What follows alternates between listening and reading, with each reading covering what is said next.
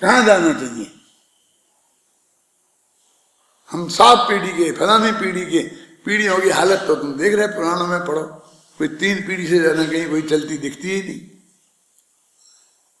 पुराणों को छोड़ दो, अभी बताओ ना कोई का, टोडरमल जी के बताओ, किसी के ही बताओ ना, कोई दिखती है तुम्हारे कोई पीढ़ियां? एक आध पंडित को पकड़ के लाओ जिसकी 7 पीढ़ियां तुम बता दो। आगामी नहीं, पूरी पुरानी। क्यों? आगामी तो हो या नहीं हो, लेकिन पुरानी तो होती ही है ना, उसके बिना तो काम होता ही नहीं है ना। लेकिन पता ही नहीं चलता कि टोडरमल जी के पिताजी का, जोगीराज जी कहाँ थे, उनके पिताजी कहाँ थे, वो उनके पिताजी कहाँ थे, वो उनको ही पता नहीं, आगे चलता ही नहीं है बिल्कुल पता। उन्हें लिखा देता था, लिख दिया बस, जोगीराज नहीं, अपन को वही पता नहीं चलता। क्या की जरूरत क्या है? देखो कहाँ है? वस्तुतः बात यह है, द्रव्यों से किसी अन्य द्रव्य का आरंभ नहीं होता, क्योंकि सभी द्रव्य स्वभाव से ही सिद्ध हैं। माने स्वभाव से सिद्ध हैं, इसमें मालूम क्या बात ध्वनित कहना चाहते हैं? वो कहते हैं अनादि से, क्योंकि ऊपर कह रहे हैं ना कि कभी एक द्रव्य से दूसरे द्रव्य का आरंभ नहीं होता, तो आरंभ नहीं होने में क्या कारण है? क्योंकि अनादि निधन होने से सभी द्रव्यों का स्वभाव सिद्धत्व सिद्ध ही है। मतलब समझेंगे ना, अनादि अनंत है, इसलिए सवाल ही नहीं होता कब से होगा कि किससे पैदा हुआ।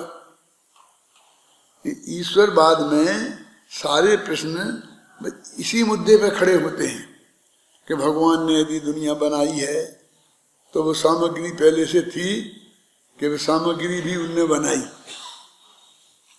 मैंने भाई सोने से हार बनाता ना, वो सुनार, तो ऐसी बनाई है कि बिल्कुल नई, एकदम कुछ नहीं था, और उसको ऐसा किया और एकदम यहाँ राजमहल बन गया।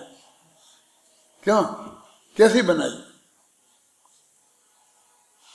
तो सामग्री थी। तो फिर उसका सवाल है कि सामग्री कहाँ से आई थी, वह सामग्री किसने बनाई थी, दुनिया में वह सामग्री शामिल है कि नहीं है? दुनिया में तो सामग्री भी हो गई ना, वो मटेरियल भी तो बनाया होगा ना किसी ने।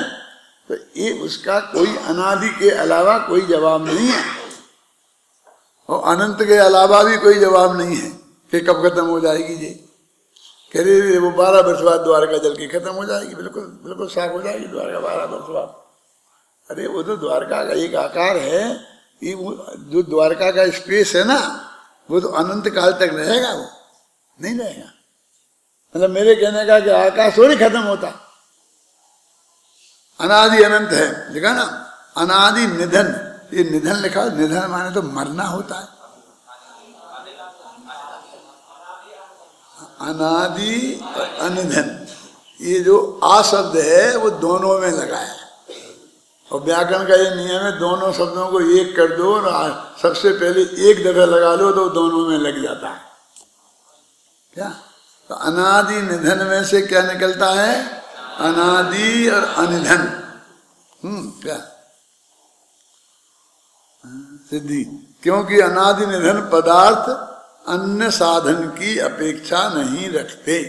अब अनादि निधन पदार्थ अन्य साधन की अपेक्षा नहीं रखते, माने अपनी उत्पत्ति के लिए, अपने अस्तित्व के लिए, उसके लिए कि सब कैसे बने, कैसे बने, ये आत्मा बना कैसे है। यदि ये अब शरीर, मनुष्य शरीर तो कहते हैं अन्य पुद्गल के परमाणु हैं, और डॉक्टर से पूछा तो उसमें कई तत्व बताएंगे, वो यही तत्व होते हैं, ये तत्व होते हैं, ये सब मिल करके बना है। तो आत्मा कैसे बना? तो कहते अनादि जो चीज होती है उसमें कैसे बनी का सवाल नहीं है। अनंत काल तक नष्ट होकर कहाँ जाएगी इसका कोई सवाल नहीं है। सभी पदार्थ मूल साधन के रूप में अपने गुण पर्यायात्मक स्वभाव के कारण स्वयमेव सिद्ध हैं। मन गुण और पर्याय, उत्पाद व द्रव्य, ये सब चीजें सहज हैं, सिद्ध हैं, और इन्हीं को सत बोलते हैं। तो प्रत्येक द्रव्य सत है कि सब सिद्ध करो कि प्रत्येक द्रव्य सत्य है। सत्य का मतलब क्या है? अब हम 2 दफे सत सत बोल रहे हैं, प्रत्येक द्रव्य है ऐसे बोलना चाहिए कि सत माने तो है, होता है।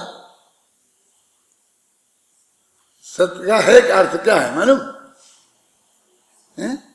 सत्य माने है, और है माने है और है, 3 है। तो कोई सूत्र ऐसा बनाओ कि पहले है को था हो जाता है, दूसरे है को है रहता है, तीसरे है को गा हो जाता है। जब बोलते हैं ना, गुरुदेव बोलते हैं 6 6 और 6, मैं 3 काल में उसका अस्तित्व है।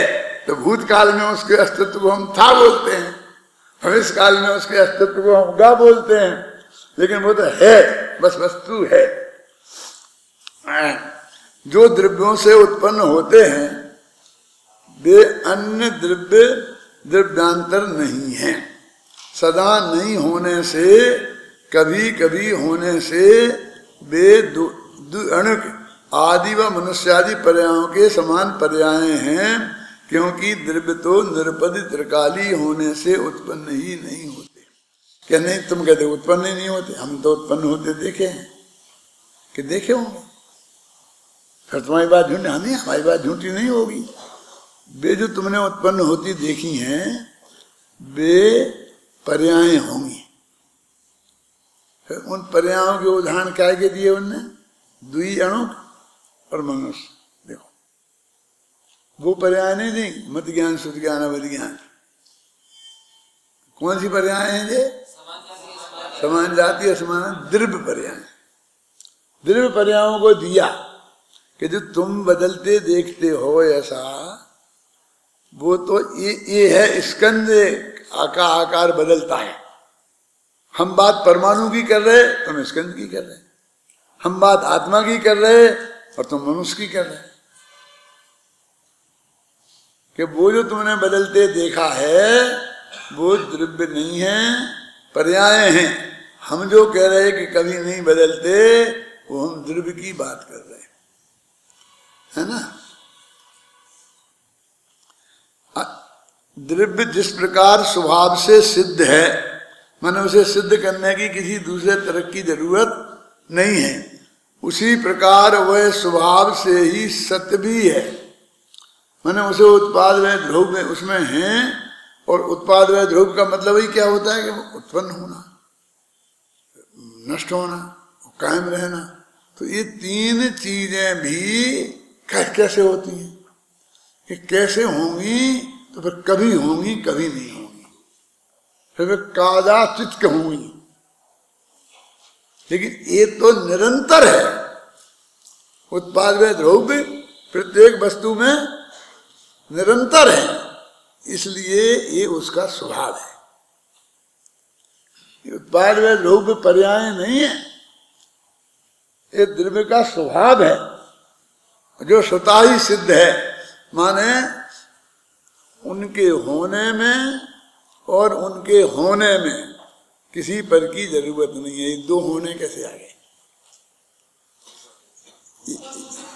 हाँ, ये एक उनके अस्तित्व होने में और एक उनको सिद्ध होने में, ये 2 ही बातें चल रही ना, सिद्ध और सत्य। ये दोनों ही स्वभाव से हैं। यानी तुम पूछना मत कि वो कैसे होगी। ये आत्मा इतना बुद्धिमान कैसे हो गया? कैसे हो गया? क्यों? ये केवल ज्ञान कैसे हो गया इस आत्मा को? क्यों? कि वो ये ज्ञानावनी कर्म था ना, उसकी कुटाई पिटाई करी, भाग गया, तो हो गया केवल ज्ञान। क्यों? ज्ञानावनी कर्म के 6 से हो गया। गुरुदेव तो बहुत बोलते हैं कि ज्ञानावनी कर्म के 6 से केवल ज्ञान नहीं होता। तो क्या होता है कि जब केवल ज्ञान होता है तो कर्म में जो कर्माण परिणामें ज्ञानावनी कर्म के रूप में परिणमित थी, वे मिटकर साधारण वर्णा के रूप में हो जाती हैं। कैसे ना? तो उन्हें आत्मा कर देता होगा ना? नहीं, आत्मा कुछ नहीं करता। कि उनका ऐसा उनका स्वभाव है, हम क्या करें। जब ये हाँ केवल ज्ञान होता है तो केवल ज्ञान कैसे हुआ? बोलो, भगवान आत्मा में एक सर्वज्ञ तो नाम की शक्ति है ना, इससे हुआ। उसमें सर्वज्ञ होने की शक्ति त्रिकाल है। सर्वज्ञ शक्ति का और क्या मतलब है? क्योंकि मत ज्ञान शुद्ध ज्ञान ये पर्याय, तो ज्ञान गुण शक्ति की कहलाएंगी। गुण रूप शक्ति तो वो है, वही सर्वज्ञत्व शक्ति कौन कैसी शक्ति है? त्रिकाल तो है, लेकिन कैसी? गुण रूप है, धर्म रूप है कि पर्याय रूप है? ये वो कहना स्वभाव रूप है। समझ में आ गया ना? क्योंकि गुण रूप इसलिए नहीं कह सकते क्योंकि उसकी पर्याय नहीं होती। धर्म रूप इसलिए नहीं कह सकते क्योंकि असर्वज्ञत्व नाम की कोई शक्ति नहीं है, प्रतिद्वंदी नहीं है। ख्याल में आई ना? ये स्वभाव है, त्यागोपादान शून्यत्व शक्ति के समान ऐसा स्वभाव है, हो जाता है। नहीं, केवल ज्ञान रूप परिणमित होना भी स्वभाव तो हो क्यों नहीं रहा कि स्वसमय में है? उसके साथ है ना स्वसमय, उसका काल आएगा तो हो जाएगा। उसका स्वभाव है स्वसमय में वैसा ही परिणमित होना, वो सब स्वभाव था। यानी एक कहकर कि नैमिनाथ में अभी दीक्षा हो गई, अब केवल ज्ञान हो जाएगा, 56 दिन बाद फिर ये हो जाएगा, ये हो जाएगा, ये सब अनादिकाल से क्यों जान लिया था? ऋषभदेव ने कैसे जान लिया था? क्योंकि उनके स्वभाव वो था, और वो आज भी है वास्तव में। तो नहीं तो वे कैसे जान लेते? वो होगा रूप है ना? समझ में है ना? बेचारे ऋषभदेव को तो मुफ्त में ही ले लिया है, नहीं तो अनंत तीर्थंकरों की बात है कि ये कोड़ा कोड़ी सागर पहले जान लिया। ये कोड़ा कोड़ी सागर में ही हमारा माथा हिलने लगता है, तो अनंत सागर के पहले तो बहुत घबराएगा। हैं? जानने को हम कुछ भी कह सकते। अजितनाथ ने जान लिया था, संभवनाथ ने जान लिया था, कहाँ जाना था कोई उदाहरण है? हम कहाँ पुराण खोलते फिरें? वो एक है ना हमारे पास। क्यों? आदिनाथ जिनने वो मारीच के लिए कहा था कि ये महावीर होगा, समझ, हमारा काम चल गया, हम उसी से चलाएंगे क्या? लेकिन तभी जाना था, तब नक्की हो गया था, तब से नक्की है साहब। कब से? आदिनाथ के जमाने से। ये बात सच्ची है। हाँ, वो तो अनादि से नक्की है। कैसी विचित्र बात है। वस्तु का स्वरूप तीन काल के जितने समय हैं, अनादि से और अनंत काल तक के, ये हम कल्पना भी नहीं कर सकते। क्या? तीन काल के जितने समय हैं, प्रत्येक द्रव्य की, प्रत्येक गुण की उतनी पर्याय हैं। ये शास्त्र आज्ञा आसान है ना? और एक एक समय में एक एक पर्याय गुथी हुई है कि जो कभी उससे अलग नहीं हो सकती। इस स्वरूप, वस्तु का स्वरूप ये है ना। अब क्यों मत पर्याय समझाने की जरूरत रहेगी? यदि ये वस्तु का स्वरूप समझ में आया है परमात्मा, एक एक समय में एक एक पर्याय, एक एक जीव की, एक एक गुण की। अब जिस समय हम जिस पर्याय को नहीं होने देंगे तो वो समय खाली हो जाएगा। हम जो लाएंगे तो जो उस वक्त होनी है उसका क्या होगा?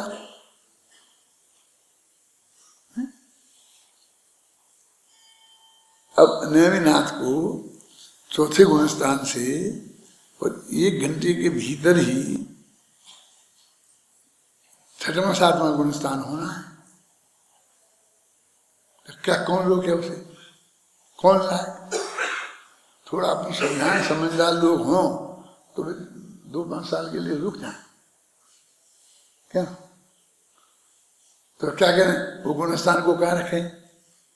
वो जो 6वें गुणस्थान में होने वाली उनकी जो वो पर्याय प्रकट है, वो तो तैयार करी है, वो कैसे हिल सकती है?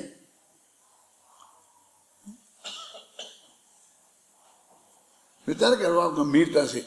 मैं ये कहता हूं, ये किसी से कोई दबाव नहीं है, किसी का कोई लेना देना नहीं है। कांजी स्वामी का क्या लेना देना इससे? हमारा और तुम्हारा भी क्या लेना देना? वस्तु का स्वरूप है और तुम हो और जनागम है। थोड़ी बहुत हेल्प लेनी हो तो ये शास्त्र है कि भगवान की दिव्य धुनी से आए हुए हैं। इसमें किसी की मुरव्वत का क्या सवाल है? हमारी ये समझ में ये बात आ जाए तो कोई हाँ करे कोई ना करे, कोई हमको ये बताए वो वहाँ कि नहीं ये बात सच्ची है, हम तो समझते नहीं हैं, तो हम जाकर के उनसे पूछेंगे तो भी हमसे बता देंगे कि हाँ सच्ची है, हम सच्ची मान लेंगे। तो वही उसी लेन पे गए ना तुम। क्यों? हमारी उम्र क्या है वो हमको एक मूर्ख लिख के देगा। जब हम पैदा हुए थे तब वो पैदा भी नहीं हुआ था, उसका बाप का बाप का बाप था। अब वो एक ऑफिसर IAS बन के आ जाता है और लगा के सील लिख के देखता है कि हम इतने बरस के हैं, वो बताएगा। वो दुनिया ये मानेगी और हम बता रहे थे नहीं मानेंगे, हम सामने खड़े हैं तो नहीं मानेंगे। क्यों? है? क्यों? आप सिद्ध करो, ये प्रमाणित करा के लाओ कहीं से कि तुम बुढ़े हो। अरे तेरे सामने खड़े है ना किसने प्रमाणित करा? तो तुम इस वस्तु के स्वरूप को किससे प्रमाणित कराओगे? तुम सबसे बड़े ऑफिसर हो, IAS ऑफिसर, तुम प्रमाणित करो, तुम्हारे लिए तुम प्रमाणित करो तो काम आएगा। दूसरा प्रमाणित करेगा तो कोई नहीं आएगा। यदि तुम्हें दूसरे के सहयोग की रंच मात्र भी आवश्यकता हो तो ये अपना जनागम है, आगम है और कुछ नहीं है। सही समझना, बिल्कुल पक्की बात है। हम तुम तो इसलिए हैं कि हम इस आगम के अनुसार बोल रहे हैं। आगम के अनुसार हम नहीं बोले तो 1 सेकंड में रिजेक्ट कर देने लायक है। कोई मरुआ मत रखना कि हमको 5 साल पढ़ाया, कि हमको ये दिखाया, कि ये सुविधा दिलाई, कुछ नहीं। ये वस्तु के स्वरूप में रंच मात्र भी नहीं है। ये जिनेन्द्र भगवान की जो वाणी अपने पास है, कुंद कुंद की ये समय सार वाणी है, अमृतचंद की ये वाणी है, ये जो है बस इसके अनुसार है तो है, सब है, और नहीं है तो नहीं है, बस कहते। हमारी सबसे बड़ी कसौटी यदि कोई सहयोग को परद्रव्य को कहीं खड़ा करना है, मैं नहीं कह रहा हूं वो सम्मा दर्शन की जो 5 लब्धियां हैं ना तेरा प्राप्त करने के पहले होती हैं, उसमें 4 तो उपादान है और सिर्फ एक देशना लब्धि के रूप में इस जनागम है। किसी की बात प्रमाण नहीं होती है, घबराना नहीं। बात सर्वज्ञ की प्रमाण है और आगम सर्वज्ञ की वाणी है, इसलिए प्रमाण है। और बाकी के लोगों की आचार उपाध्याय साधु विद्वान सम्यक दृष्टि, इन सब की बात उनके उस वाणी के अनुरूप होने से उन सब की प्रमाणित है। ये मार्ग है अपने अंदर सुनना। इसीलिए तो कुंद कुंद भी कहते हैं ना, क्या कहते हैं? जिन्हें ही निर्दिठम भणिदाखल सब दर्शी ही, ये बात सर्वज्ञ भगवान ने कही है। ये वो कहते हैं ना कि सर्वज्ञ भगवान ने जानी है। यदि वो खुद ही को प्रमाणिक मानते होते तो सर्वज्ञ की साक्षी क्यों देते? क्या हम जब ये कहते हैं अपने यहाँ तो अपन ने बंद कर दिया क्या? वो इतना लंबा 1 पेज का मंगलाचरण बोला जाता था मानो, हाँ, मूल ग्रंथ करता रहा तो उत्तर ग्रंथ करता रहा तो सर्वज्ञ देवा पूरा दिया। अब मैंने बंद कर दिया, तुमने क्यों कर दिया? मैंने तो मैं बोल नहीं सकता ज्यादा, 2 लेने भी मुझे भारी पड़ती हैं, वो 4 लेने भी बोल सकता हूं मैं। मंगलाचरण की 2 ही क्यों बोलता हूं, 4 भी बोल सकता है ना। कितनी लेने तुमने देखी ना, महावीर वंदना है, ये सब उन्हीं में से तो है। लेकिन मैं गाकर बस करके नहीं बोल सकता हूँ, मेरा गला खुलता नहीं है। शांति से गद्य में जैसी 2 वाले ने बोल के अपनी बात शुरू कर देता हूँ। तो मेरी जैसी तुम्हें करने की जरूरत नहीं है। तुम बोल सकते हो तो अच्छी तरह शांति से वो बोलो पूरा मंगलाचरण, अच्छा लगे, बहुत अच्छा लगे। क्या ख्याल नहीं ना? अब मैं तुमको गाथा भी ढंग से नहीं सुना सकता हूँ, कलश भी नहीं सुना सकता हूँ, उनका पद्यानुवाद भी नहीं सुना सकता हूँ। लिख सकता हूँ लेकिन सुना नहीं सकता हूँ। मैं लिखता हूँ फिर तुम मुझे बुलाता हूँ, बोलो बेटा पढ़ो बेटा, तुमसे सुनता हूँ। कि ये ठीक है कि नहीं है, कहीं इसमें अटकाव तो नहीं है। क्यों? तुम इसमें मेरी कमजोरी है तो इसको मुझको आदर्श बनाने की जरूरत नहीं है। और दुर्भाग्य से तुम में ही कमजोरी हो तो तुम बना लेना, क्या दिक्कत है। माने हमारा कोई विरोध किसी से नहीं है, ना उस पुरानी परंपरा से है, खूब शांति से। बोले हम तो उदाहरण देते हैं, हम तो सर्वज्ञ देवा उत्तर ग्रंथ करता गणधर देवा प्रति गणधर देवा तेसाम वचनानुसार महासात आचार्य श्री कुंद कुंदे आमना ये पंडित टोरमल्लेन विचरतम इदम शास्त्रम श्री मोक्ष प्रकाशक नाम ध्येयम, है ना। हम तो याद में तो सब है, कोई याद करने की समस्या नहीं है, क्या बोलते चक्षुमील तम एन तस्मै श्री गुरु हो नमः। क्या कहते, क्या किया? ज्ञानांजन सला गया, ज्ञान रूपी अंजन से सलाई से लगाया और मेरी आंखें जिसने खोल दी उस गुरु को मैं नमस्कार करता हूँ। मैंने धर्म के दर्शन किताब में लिखा है कि आज के में वो कहता है कौन जादूगर कि ये नजरबंदी का खेल दिखाऊंगा मैं आपको। क्या अब भी हाल इस सड़क पर, सीमेंट कंक्रीट की सड़क पर एक आम का पेड़ उगाता है और उसमें बढ़िया बढ़िया फल लग जाते हैं और लोग तुम्हें तोड़ के लाके तुम्हें दिखाता है, देता नहीं, तुम खा नहीं सकते उसे, वो दिखा सकता है, हैं? तो और कहता भैया ये नजरबंदी का खेल है, मैंने आपकी नजर बंद की है। क्यों? और उसे धड़ाधड़ 100 के 1000 के नोट वहां पड़ जाते हैं, लाख रुपया इकट्ठे करके और लेके चल देता है। कौन? कौन? जिसने तुम्हारी नजर बंद की थी वो, और जिसने खोली उसकी कोई चिंता ही नहीं है। लगा हमारे तो हम ये कहते हैं कि हम तो उन गुरुओं के नमस्कार करते हैं कि जिनने हमारी नजर खोल दी। चक्षुरुन्मीलितम येन है, तो ये निमित्त के रूप में तो हमारा जो जनागम है जो हमारी आंखें खोलता है और हमको बराबर यदि सहयोग लेना है तो इसका, नहीं तो अपना भगवान आत्मा सबसे महान है।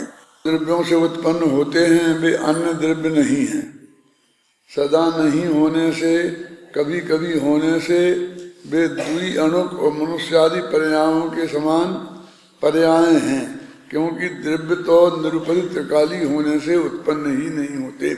इसकी चर्चा अपन ने कल की थी कि देखो यहाँ पर जब पर्यायों की बात की तो असमान जाति द्रव्य पर्याय, समान जाति द्रव्य पर्यायों का उदाहरण दे के बात बताई, क्यों वे उत्पन्न होती हैं और नष्ट होती हैं, वे हमें स्पष्ट दिखाई देती हैं, हमें सिद्ध करने की जरूरत नहीं पड़ती है कि एक त्रंच है वो मर जाता है, मनुष्य हम मरते देखते हैं, बच्चे पैदा होते देखते हैं, तो ये कहते हैं पैदा होता है और नष्ट होती है। जो पैदा होते हैं और नष्ट होती हैं वो पर्याय हैं। जिस प्रकार द्रव्य स्वभाव से सिद्ध है उसी प्रकार स्वभाव से सत्य भी है। मन दोनों बातें स्वभाव से ही हैं। जैसे स्वभाव से सिद्ध है कि वो है, उसका अस्तित्व सिद्ध है, तो उसका ये भी है कि वो स्वभाव से सत है। मान उत्पाद में ध्रुव युक्तम सत और सत द्रव्य लक्षणम, मान द्रव्य का अस्तित्व है और द्रव्य का स्वभाव उत्पाद में द्रव्यमय है। वो उत्पन्न होता है, नष्ट होता है, और उत्पन्न होकर और नष्ट होकर के भी ध्रुव रहता है, ऐसा उत्पाद में ध्रुव। और ये सब मिलाकर एक यूनिट है, और यहां से वस्तु शुरू होती है। इसलिए आपने ये भी वाक्य सुना होगा गुरुदेव के मुख से भी कि पहले प्रमाण के द्रव्य का निर्णय होता है, फिर उसमें से नए निकाले जाते हैं, क्योंकि वस्तु ही सामने नहीं हो तो फिर उसमें से द्रव्य को गौण करो, पर्याय को मुख्य करो, पर्याय को गौण करो, द्रव्य को मुख्य करो, ये सब बातें कैसे संभव हैं। उसी के अंतर्गत डिटेल जानने के लिए ये नए लगाए जाते हैं, तो वो चीज ही सिद्ध नहीं हो। जैसे एक हिंदुस्तान देश ये सिद्ध हुआ, तो अब इसके अन्य देशों के साथ क्या संबंध है, पहले उसकी आज़ादी बताने के लिए कहेंगे कोई संबंध नहीं है, हम अपने निर्णय करने के लिए पूरी तरह स्वतंत्र हैं। हमें क्या करना है अपने देश में, क्या बोना है क्या नहीं बोना है, कौन सा कल कारखाना लगाना है कौन सा नहीं लगाना है, इसका निर्णय हम करेंगे। हम माने देश के जो भी 1.25 अरब लोग हैं उसको हम बोलते हैं, हम सब मिलके एक देश है ना। चाइना कहेगा वैसा हम करेंगे, ऐसा नहीं है। अमेरिका कहेगा ऐसा हम नहीं करेंगे। ये उसका पहले अस्तित्व सिद्ध करते हैं। जब तक उसका वो इस तरह से पूरी जिसे बोलते हैं ना हस्तक्षेप नहीं हो दूसरे का, तब तक वो वास्तव में देश ही नहीं है। देश का अर्थ ही ये है कि वो अब हम देश के अंदर, इतना बड़ा देश है, इतने अधिक लोग हैं, इतना बड़ा क्षेत्र है, तो इसकी हम व्यवस्था कहाँ कैसे करें, इसके लिए हम उसके भेद करते हैं। साहब ऐसा कैसे हो सकता है कि सब बंगाल में चावली चावल, दक्षिण भारत में चावली चावल और नारियल साहब वहीं भेज दिए, सब सारी जगह नारियल वहीं होंगे और इधर कुछ नहीं होगा। काजू भी दक्षिण भारत में ही होंगे और उत्तर भारत बेचारा शून्य। भैया ये हमने कुछ किया नहीं, तो स्वयं शुद्ध है। हम तो जहाँ जो होता है उसका वहाँ उत्पादन करके और सब तक पहुंचाते हैं। तो उनके साथ अन्याय हो गया ना कि पैदा उनने किए, मेहनत उनने की और तुमने सारे काजू उत्तर भारत वालों को दे दिए, तो अन्याय हो गया ना। कहते नहीं, उसके बदले में उन्हें जो पैसा मिलता है उस पैसे से वो चीज खरीद सकते हैं जो उनके यहाँ पैदा नहीं होती है।